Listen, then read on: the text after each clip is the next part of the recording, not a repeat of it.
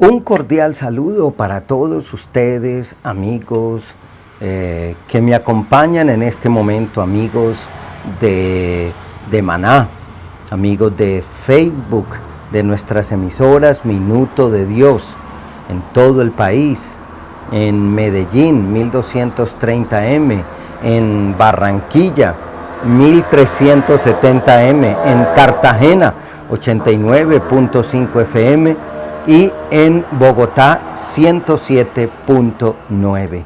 Les habla el padre John Mario Montoya, sacerdote eudista. Y también pues a todas las personas que siguen esta reflexión en el Instagram, Facebook, Padre John Mario, y en el canal YouTube, Padre John Mario Montoya. Que Dios les bendiga a todos ustedes, que Dios les dé mucha paz y que estemos muy felices en este tiempo donde celebramos a Cristo resucitado.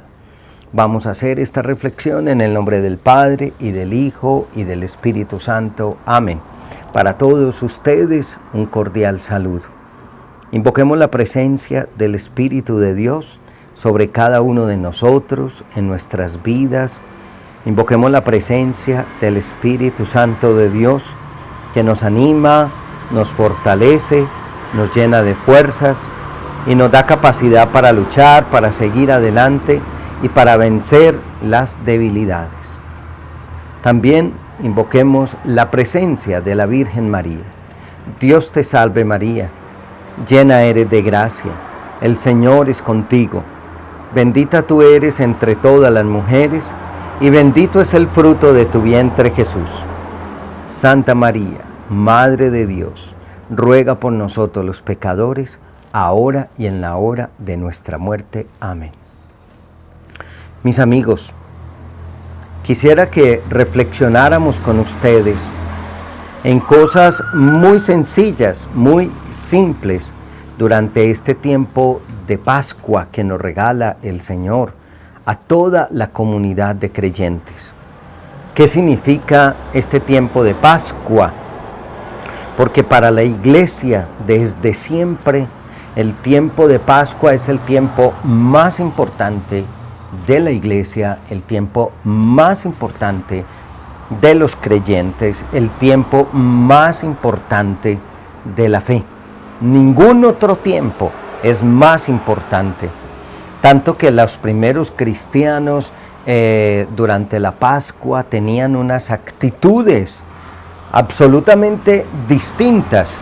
Una de ellas, en Pascua la comunidad no se arrodillaba, no se ponía de rodillas, porque en Pascua decían tenemos que estar de pie, y estar de pie significa estar resucitados. O sea que para los primeros cristianos y para la Iglesia de todos los tiempos, la Pascua ha significado un tiempo absolutamente diferente. Yo quisiera hacer unos programas con ustedes, reflexionar unos programas con ustedes en este tiempo de Pascua y que nos puedan servir para madurar, crecer, mejorar en nuestra fe. Y en primer lugar, en esta meditación, en el día de hoy, quisiera que nos hiciéramos una pregunta. Yo no sé si usted se la ha hecho alguna vez, pero la pregunta que yo quisiera que nos hiciéramos es: ¿qué experimentaron los discípulos después de la muerte de Jesús y cuando fueron experimentando al resucitado? Según los relatos bíblicos, especialmente los últimos capítulos del Evangelio de Mateo, Marcos, Lucas y Juan, nos preguntamos qué experimentaron ellos, qué les fue ocurriendo, por qué ellos sintieron que estaban viviendo algo diferente, algo distinto. Algo diferente, algo distinto. ¿Qué les ocurrió? ¿Qué les sucedía? ¿Qué pasó con ellos para que pudieran decir verdaderamente el Señor ha resucitado? Y lo quiero hacer porque a veces la fe de nosotros, especialmente la experiencia de la Pascua, se nos puede volver una experiencia, una fe de eslogans. Sí, el Señor resucitó. Y no estoy cuestionando a nadie, ni estoy cuestionando a ningún grupo.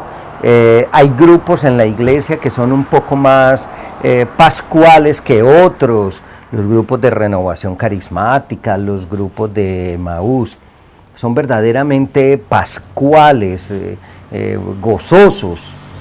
Pero a veces la fe, a veces la Pascua se nos puede volver una experiencia espiritual de eslogan. Sí, verdaderamente resucitó. Y la gente comienza a mandarle a uno por internet mensajes, memes, figuras de la tumba vacía, de la piedra que se mueve. Eso está bien, yo no digo que esté mal. Pero se nos puede volver una fe de eslogans, una fe, con todo respeto, una fe repetitiva. Ya sabemos que murió y ya sabemos que padeció, pero también ya sabemos que resucitó. No sabemos el cuento, perdónenme lo que estoy diciendo y como lo estoy diciendo. No sabemos el cuento, no sabemos la historia. Y entonces sabemos que la resurrección es alegría, entonces nos ponemos alegres porque sí. Sabemos que la resurrección es triunfo, entonces meditamos sobre el triunfo, pero al otro día estamos otra vez con las mismas cosas del pasado. Entonces, realmente la pregunta es, ¿qué ocurrió en los discípulos? ¿Qué les sucedió a los discípulos? ¿Qué le ocurrió a los discípulos? Para que eso que decimos que le ocurrió a ellos, pues sea también para nosotros ejemplarizante. Vamos a decir algunos aspectos, espero poderlos decir todos en la reflexión de hoy, y si no, pues compartiremos otros en la reflexión que a continuación daré. Entonces, cuidado porque que no se nos vaya a volver la fe, especialmente la Pascua, una fe de eslogans. Sí, el Señor resucitó. Y entonces se nos vuelve la fe en la resurrección, una fe de eslogans, de palabras, de conceptos preaprendidos. Sabemos que es así y por eso lo debemos hacer así, y sabemos que es así y lo debemos realizar así. Entonces caemos en un vacío o en una vivencia de fórmulas. Es indudable que después de la muerte de Jesús, los discípulos vivieron un tiempo de desolación, un tiempo de confusión, un tiempo de ¿qué pasó aquí? Nosotros esperábamos, dicen los discípulos de Emaús, que él iba a ser el Mesías, el liberador. Nosotros esperábamos eso. Entonces es indudable, como aparece en los evangelios, que los discípulos experimentaron como una cierta decepción, una cierta confusión. ¿Qué está pasando? Eso se ve claramente cuando en los evangelios, por ejemplo, Pedro vuelve a lo mismo de antes, dice, pues vamos a volver a pescar. Hay un deseo de regresarse al pasado, hay un deseo de regresar a lo mismo de antes. Como que, a ver, para ustedes y para mí, pues ya nosotros creemos en la resurrección, aunque estoy seguro que si al 95% de los creyentes nos preguntaran qué es eso de la resurrección, no sabríamos decirlo. Creemos en eso, pero tal vez no sabemos lo que eso significa.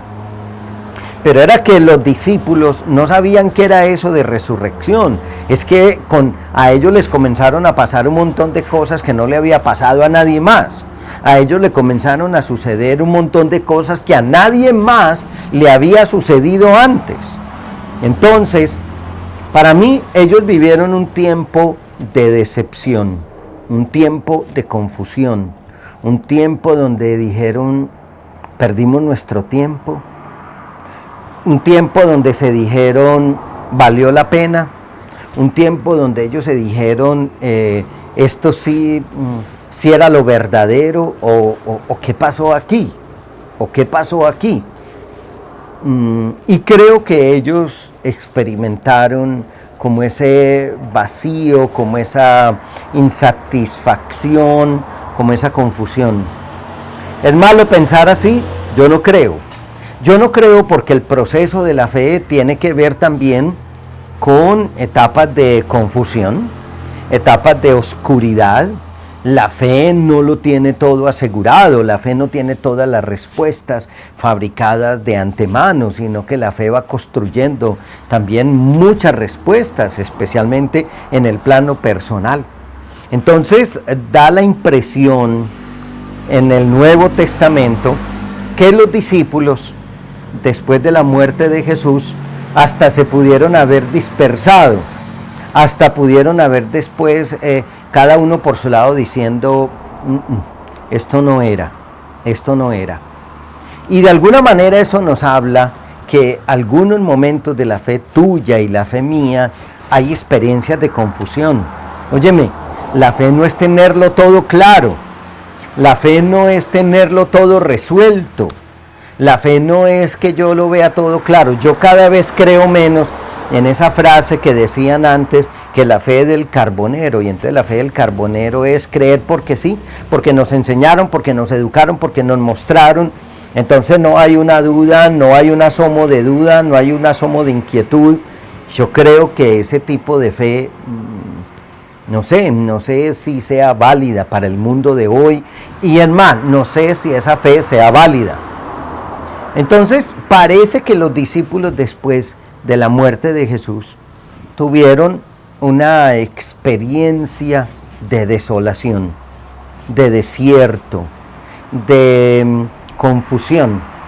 Y quiero preguntarle a usted, amigo querido, ¿a veces usted no experimenta un poco de desolación? ¿A veces usted no experimenta un poco de confusión en la fe? ¿A veces usted no dice si ha valido la pena tanto esfuerzo, tanta lucha? A veces cuando uno se mete en mucho trabajo apostólico y al cabo del tiempo los resultados son muy pocos, uno dice, ¿valió la pena? ¿Sí valió la pena? ¿Sí valió la pena esto? ¿Sí valió la pena este esfuerzo? ¿Sí valió la pena esta lucha? ¿Sí valió la pena este esfuerzo? Y entonces uno entra como en una etapa de confusión. ¿Por qué? Porque hay cosas que, como les decía anteriormente, uno no tiene ni todas las respuestas, ni todas las explicaciones, ni lo sabe todo.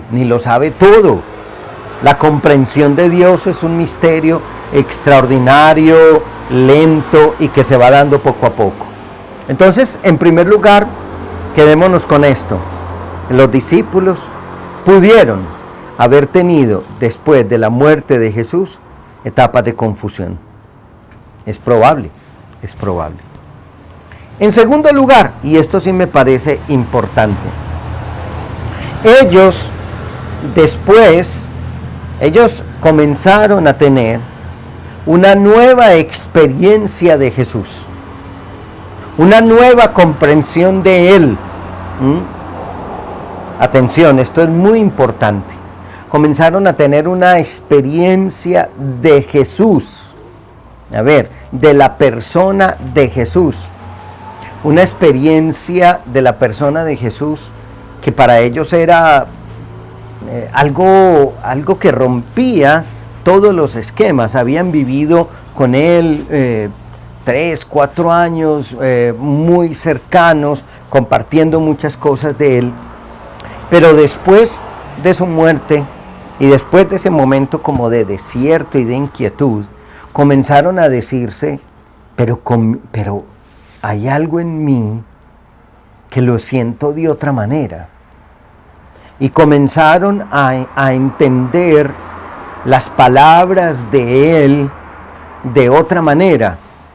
y comenzaron a sentir eso que dicen los discípulos de Maús. ¿Acaso no nos ardía el corazón? Comenzaron a decir, hey, hay algo nuevo en nosotros con respecto a Él. Es como si lo viéramos. Hablamos con Él como cuando estaba con nosotros. Comenzamos a ver que hay una nueva relación con Él. Una nueva relación con Él. Y entonces ahí fue donde les vino a la memoria esa palabra de Jesús. Vayan a Galilea, regresen a Galilea, vuelvan a Galilea,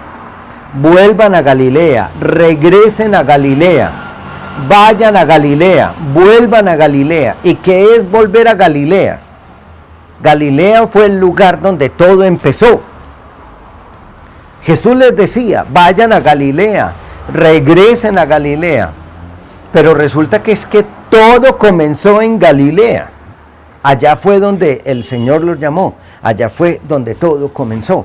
Allá fue donde todo se inició. Allá fue donde todo arrancó. Entonces Jesús les está diciendo, vuelvan al comienzo y relean los hechos, los acontecimientos, lo que vivimos, las palabras, las enseñanzas, las parábolas, los actos, los momentos, las sanaciones, todo comiencen a leerlo desde una óptica nueva. Y eso fue lo que les pasó. Volvieron a Galilea. Porque Galilea no es de una manera especial, no es un lugar geográfico, sino que Galilea es sobre todo una experiencia fundante de Jesús, una experiencia nueva de Jesús. Ellos comenzaron a decirse verdaderamente, es el Señor. ¿Recuerdan ustedes cuando los discípulos se fueron con Pedro a pescar y entonces el Señor les dijo, tiren las redes para acá? Y de un momento a otro el discípulo amado dijo, es el Señor, gritó, es el Señor. Esa palabra, es el Señor, es el reconocimiento de la persona maravillosa de Jesús en otro nivel. Ellos comenzaron a entender a Jesús en otro nivel. Óiganme, comenzaron a entender a Jesús en otro nivel, en otras circunstancias. Comenzaron a entender que Jesús era el Mesías, era el Señor, era el Salvador, era el Redentor, que eso que les había dicho era verdad, que eso que les comenzó a arder el corazón, comenzaron a decir, sí, es verdad. Y comenzaron a sentirlo por dentro de una manera nueva. El resucitado se les metió. El resucitado los penetró. El resucitado entró en el corazón de ellos de una manera nueva, de una manera diferente. Era una nueva percepción de Él, era una nueva manera de sentirse acompañado de Él, era una nueva manera de captarlo, de entenderlo, era una nueva manera de verlo, de comprenderlo, era una nueva manera de sentirlo. Tuvieron una nueva experiencia de la persona de Jesús, una experiencia que los puso en una nueva situación. Eso sí es muy claro.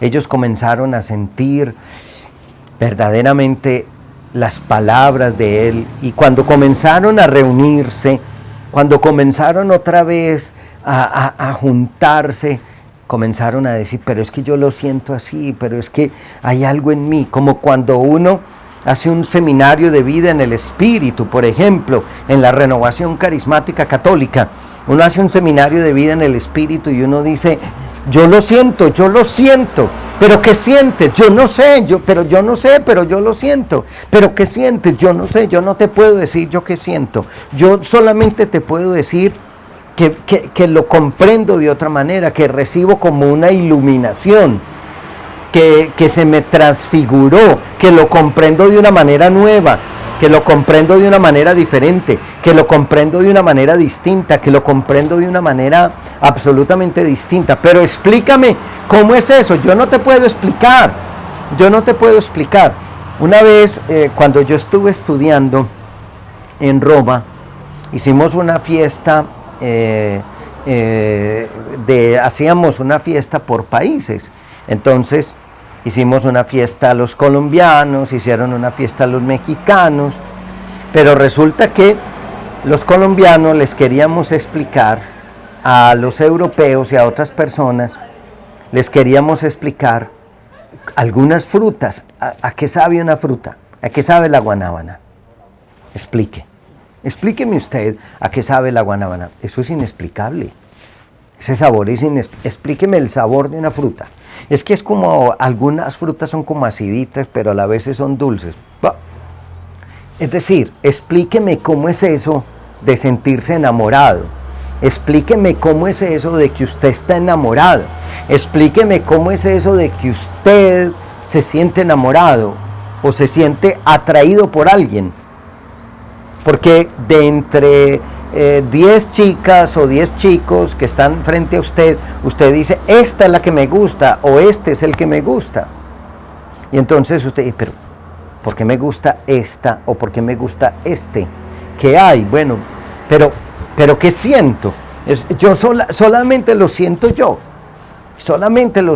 Y los discípulos, cada uno comenzó a decir, es que yo siento que me ama, yo siento que me quiere, yo siento que esa palabra que decía de que el reino de los cielos se parece a esto, yo la empiezo a comprender de una manera nueva, de una manera distinta.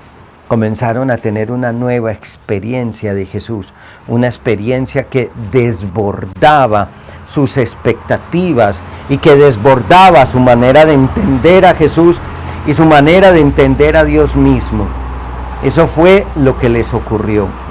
Eso fue una cosa desbordante. Fue tan impactante que los volvió a reunir. Fue tan impactante que ellos comenzaron a decir, se me apareció. Pablo lo dijo en un momento determinado, se me apareció a mí. Se me apareció, pero ¿cómo es que se te apareció? ¿Lo viste?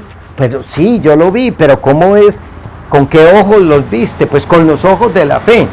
¿Y qué decían los discípulos de Emaús? ¿Acaso no nos ardía el corazón? Es algo nuevo, es algo distinto. Yo no sé explicárselos, pero yo sé que Él está conmigo. Yo sé que puedo hablar con Él. Yo sé que está vivo. Yo sé que está vivo.